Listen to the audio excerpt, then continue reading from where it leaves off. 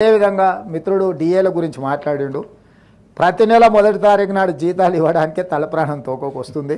మా ప్రభుత్వ ఉద్యోగులకు నేను ఇక్కడ నుంచి విజ్ఞప్తి చేస్తున్నా, నెల నెల మొదటి తారీఖు నాడు జీతాలు తీసుకొని మనం ప్రభుత్వానికి కొంత సేవలు అందిద్దాము. కొంత సమయం పడుతుంది. ఈరోజు ఏమాత్రం ఏం చేసుకున్నా ఈ వ్యవస్థ కూడా దెబ్బతింటుంది. మన మొదటి తారీఖు నాడు జీతాలు ఇవ్వడానికి రిజర్వ్ బ్యాంకు దగ్గర అప్పుడప్పుడు చేబదులు అంటారు కదా అధ్యక్ష, ఊర్లలో అంటాం కదా, బ్యాంకు లోను షూరిటీస్ కాకుండా చేబదులు మళ్ళీ ఇస్తాం. 4,000 కోట్ల రూపాయలు చేబదులు చేసి ఫస్ట్ నాడు జీతాలు ఇచ్చిన అధ్యక్ష. రిజర్వ్ బ్యాంకును ఇంకో 4-5 రోజులలో నీకు సర్దుతా నాకు వచ్చేదాన్ని బట్టి చేబదులు ఇవ్వని రిజర్వ్ బ్యాంకులో 4,000 కోట్ల రూపాయలు తీసుకొని ప్రభుత్వ ఉద్యోగులకు మొదటి తారీఖు నాడు జీతాలు ఇచ్చిన అధ్యక్ష. అందుకే దయచేసి మా ప్రభుత్వ ఉద్యోగులకి ఈ ప్రభుత్వం మీది, అన్ని లెక్కలు మీ ముందరనే పెడతా. ఏది ఎట్లా పంచుదామో చెప్పండి, ఏది ఆపుదాం ఏది పంచుదాం. మీ లెజిటిమేట్ రైటు, డిఏలు కావచ్చు, కరువు భత్యం కావచ్చు, ఇవన్నీ మీ లెజిటిమేట్ రైటే.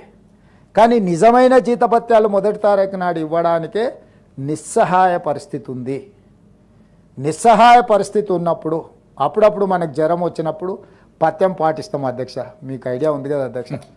కొంచెం ఆరోగ్యం ఇట్లయితే ఒక వారం రోజులు నాన్ వెజ్ తినడం మానేస్తాం, తెలుసు కదా అధ్యక్ష. మనం అట్లనే మనకి ఏదైనా పరిస్థితి, రాష్ట్ర ఆర్థిక పరిస్థితి కొంత బలహీనంగా ఉన్నది.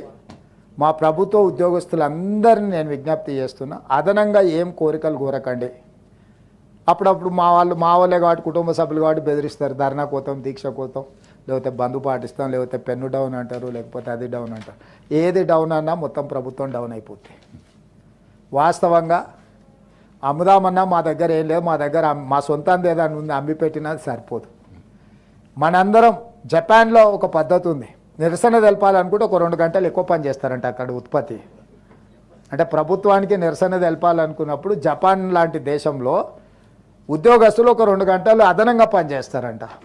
అట్లాంటిది ఏదన్నా నూతన విధానాన్ని మా ప్రభుత్వ ఉద్యోగస్తులు తీసుకొని రోజుకొక 2-3 గంటలు అదనంగా పనిచేసి మా ప్రభుత్వానికి నిరసన తెలిపి ఆదాయాన్ని పెంచితే, పెరిగిన ఆదాయాన్ని తిరిగి మీకు అందరికీ పంచుతాం. ఆదాయాన్ని పెంచడం, పేదలకు పంచడమే ఈ ప్రభుత్వ విధానం.